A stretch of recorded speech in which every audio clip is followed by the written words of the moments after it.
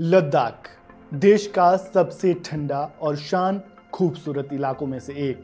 बेहद ठंडे रहने वाले इस इलाके में इन दिनों माहौल गरमाया हुआ है। धारा 370 हटने के बाद जो लोग जश्न मना रहे थे वे अब सड़कों पर उतर आए हैं और उनका नेतृत्व कर रहे हैं इंजीनियर से एक्टिविस्ट बनी सोनम वांगचुक। नमस्कार, मैं हूं राजेश शर्मा। वन इंडिया हिंदी में आपका स्वागत है। इस वीडियो में हम आगे जानेंगे लद्दाख में प्रदर्शन क्यों हो रहा है और आखिर लोगों की क्या मांग है। क्या लद्दाख के पर्यावरण को सच में खतरा है? लद्दाख के लोग ठगा हुआ महसूस क्यों कर रहे हैं? सरकार इस पर आखिर क्या कर रही है? या जुले लद्दाख में हो रहे प्रदर्शन के कारण एक्टिविस्ट सोनम वांगचुक इन दिनों काफी चर्चाओं में है। ये वही सोनम वांगचुक है जिन्होंने अपने आइडियाज के कारण लद्दाख के पर्यावरण को बचाने के लिए कई सफल एक्सपेरिमेंट किए और उसके लिए उन्हें अवार्ड से भी नवाजा गया। ये वही सोनम वांगचुक है जिनकी कहानी फिल्म 3 इडियट से काफी मेल खाती है। अब वे प्रदर्शन कर रहे हैं।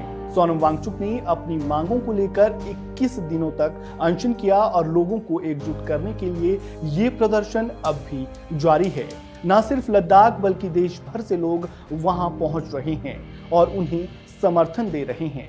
लेकिन असल सवाल यही है कि आखिर प्रदर्शन क्यों हो रहा है?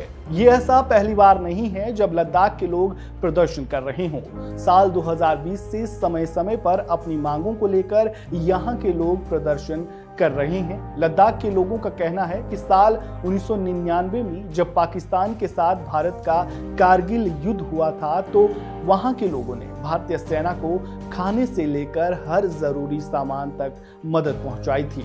लेकिन उनका कहना है कि जब उनकी मदद की बारी आई तो उनके साथ किए गए वादे को पूरा नहीं किया गया।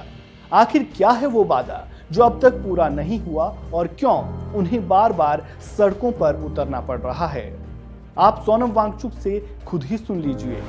Ladakh, when it became a union territory in 2019, the issue before the people was how now can we safeguard these mountains from business sharks, from mining lobbies, from industrial lobbies.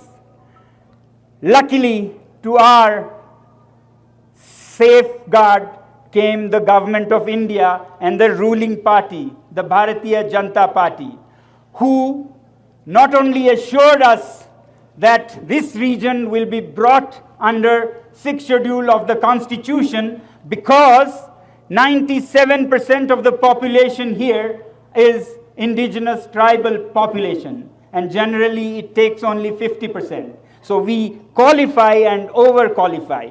So with all wisdom and great thought, the government of India promised us to safeguard this region in the 6th schedule.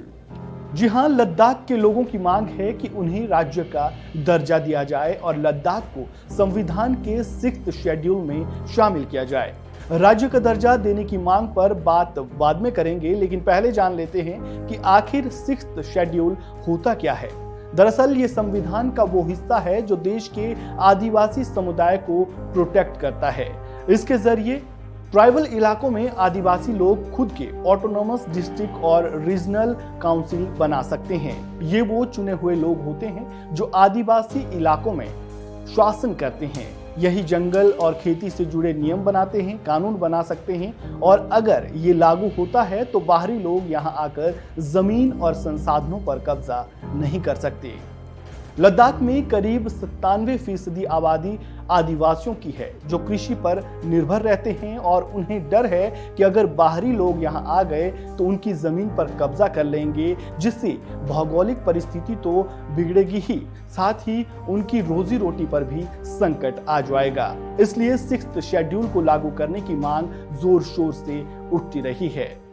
जब सोनम वांगचुक ने अनशन किया था तो इनके साथ बड़ी संख्या में वहां के युवा भी आगे आए। इनकी मांग है कि लद्दाख के कई युवा बेरोजगार हैं जिन्हें रोजगार दिया जाना चाहिए।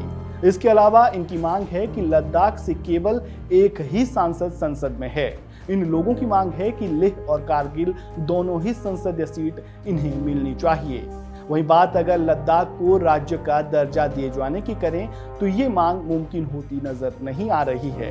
कारण है लद्दाख के साथ लगती भारत और चीन की 3,440 किलोमीटर लंबी नियंत्रण रेखा, जो लद्दाख के बेहद करीब है। यही कारण है कि लद्दाख की लोकेशन सामरिक दृष्टि से भारत के लिए काफी अहम है। अब सवाल ये भी उठता है कि अगर 2020 से लेकर लद्दाख के लोग अपनी मांगों को लेकर प्रदर्शन कर रहे हैं तो आखिर सरकार ने इस पर अब तक क्या किया? गृह मंत्रालय ने इन मांगों को लेकर एक कमेटी का गठन भी किया था, लेकिन यहां के लोगों का मानना है कि उस पर बात आगे नहीं बढ़ सकी।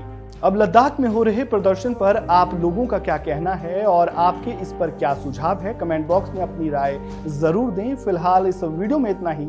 खबरों से जुड़े ताज़ा अपडेट के लिए वन इंडिया हिंदी को सब्सक्राइब करना बिल्कुल ना भूलें। धन्यवाद।